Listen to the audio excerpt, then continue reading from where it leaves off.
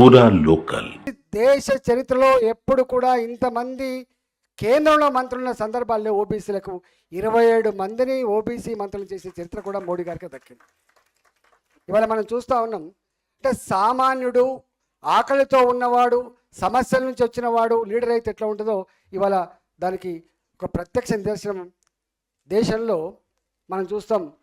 ఒక 20 ఏళ్ల క్రితం, 15 ఏళ్ల క్రితం ఊళ్ళలో పోతూ ఉంటే మనం అటుపక్క ఇటుపక్క రోడ్ల పక్కకు బయలుభూమి పెట్టేటువంటి దరిద్రం ఉండే.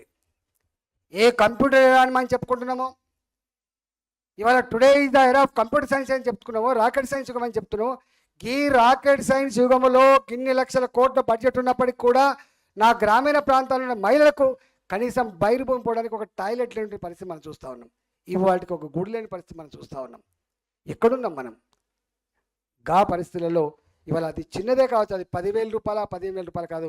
నా భారతదేశ మహిళల గౌరవాన్ని కాపాడడానికి ఇవాళ స్వచ్ఛ భారత్ కింద టాయిలెట్ కట్టించేటువంటి ఆలోచన చేసినాం.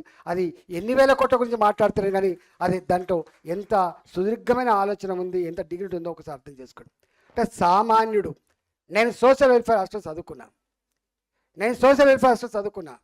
నేను చదువుకున్న రోజులలో కటవతో అన్నం కొలిసి పెట్టినప్పుడు, ఆ అన్నంలో పురుగులు వస్తున్నప్పుడు, రాళ్ళు వస్తున్నప్పుడు, ఆ అన్నం ఉడికంది ఉన్నప్పుడు నా కళ్ళలో నీళ్ళు వచ్చేది. నేను రాష్ట్రానికి ఆర్థిక మంత్రి అయినా.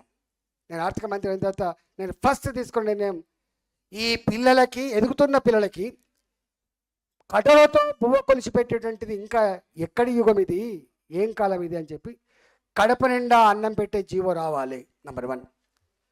ఆ జీవోలో ఆ పిల్లలకి బీపీటీ సన్నబియ్యం అన్నమే పెట్టాలి. ఇది అనాడు మేము అనుకున్నాం. నేను అనుభవించిన కాబట్టి ఇవాళ దాన్ని అమలు చేసాం. ఇవాళ అంటే సామాన్యులకి, కష్టం నుంచి వచ్చిన వాడికి అధికారం వస్తే ఏమొస్తానికి అనేకం ఉంటాయి, అందులో ఇది ఒకటి.